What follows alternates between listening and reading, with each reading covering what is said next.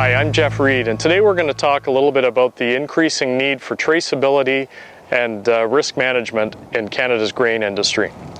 It's an important discussion for us to have for everybody in the Canadian industry, right from farmers, seed retailers, grain traders, to end users.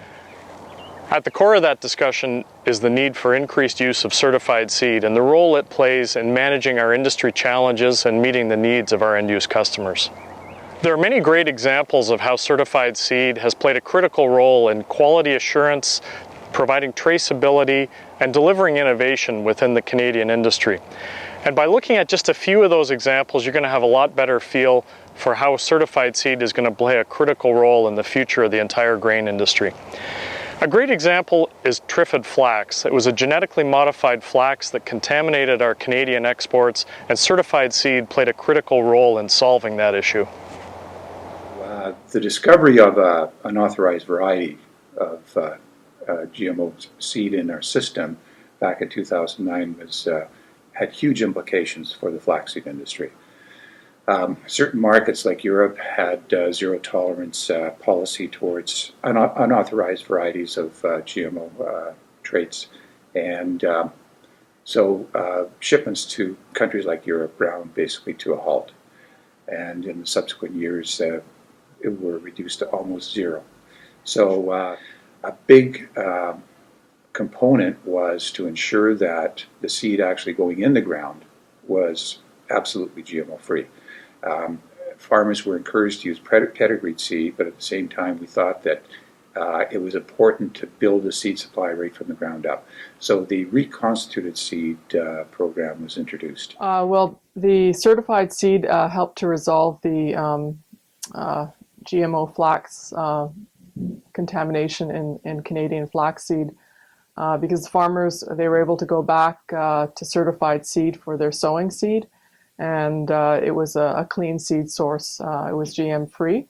Plant breeders were able to quickly reconstitute our CDC varieties. So we took the remnant seed from breeder seed long rows, and we grew out single plants in growth chambers, tissue tested each plant, then sent the progeny from those individual plants to New Zealand for increase. And then they came back here and they were grown as long rows in Saskatchewan under, I wouldn't say confined, but isolated conditions.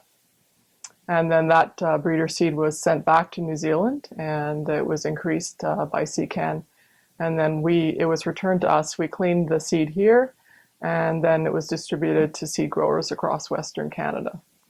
So the additional certification requirements had to be followed throughout the multiplication process, from breeder to select to foundation to registered and ultimately certified seed. Okay, so for the CDC flax varieties, the additional certification standards were expanded cropping history, as well as using equipment that was only used for pedigreed seed production.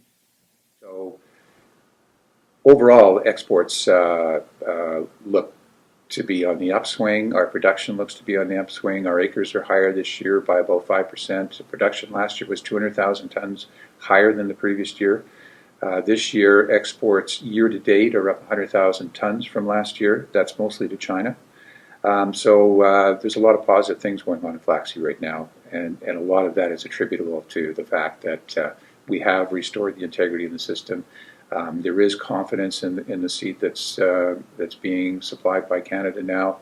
Importers are quite comfortable with Canadian seed, and largely as a result of the reconstituted seed, the introduction of reconstituted seed and the buy-in by growers, and the fact that they have certainly taken it upon themselves to do their part in restoring the integrity of the system.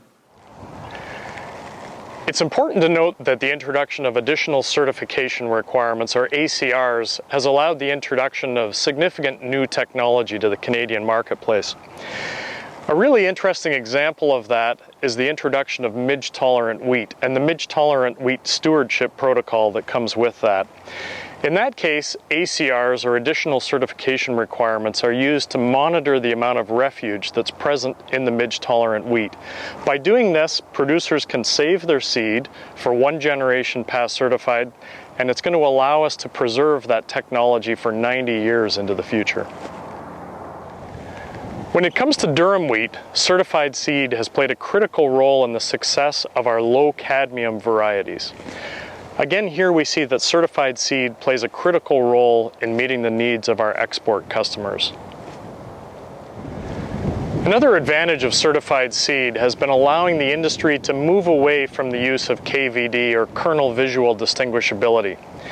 KVD was previously used to identify varieties when they came to the elevator, so you could look at it, and based on the shape and color and physical characteristics of that kernel, you could identify the variety and therefore the class to which it belonged. By moving away from KVD, grain handlers and the end users can now use a system of traceability based around certified seed to know what they're purchasing. This gives them far more security in terms of knowing that they're getting the characteristics that they need in their process. It's also allowed plant breeders to innovate far more rapidly and successfully because they're no longer constrained to develop varieties that look like a specific class. They can now just pursue the best agronomics, the best quality profile that's going to earn the best dollars for farmers, grain handlers, and end users, everyone across the value chain.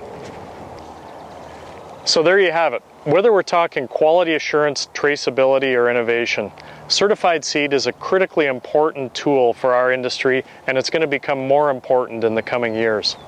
I encourage you to learn more about certified seed. Visit seedgrowers.ca.